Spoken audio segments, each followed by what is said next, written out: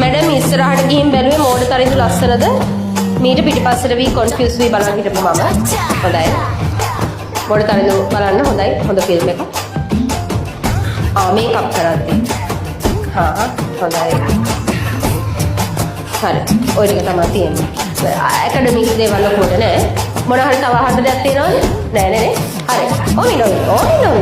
A few moments later. ප්‍රශ්න විසඳලා යවන්න එපා. ඉස්සරහට පිටිපස්සින් ඉඳලා තියෙන රෑ. එහෙම එකක්ද කිව්වේ? ඔව්. ඒ කියන්නේ මම ෆිල්ම් එක බලන්න ගියාම යාළුවා පිටිපස්සේ ඉඳලා කියලාද කියන්නේ?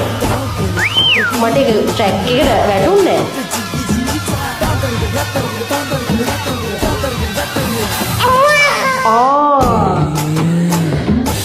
හරි මම ගිය සතියේ සෙනසුරාදා ගියා ඒ ෆිල්ම් එක බලන්න.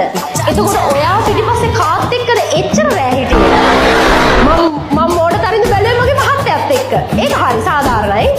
මම විවාහකයි අමුද්දමද වුණා. මම විවාහකයි මම මහත්තයත් එක්ක ගියා. මොකද මට ෆිල්ම් එකක් බලන්න වෙලාවක් නැහැ. 9 මාරනේ මං ගියේ. 9. දැන් ඔයා කොහොමද 9 මාරට ඒක හිටියේ?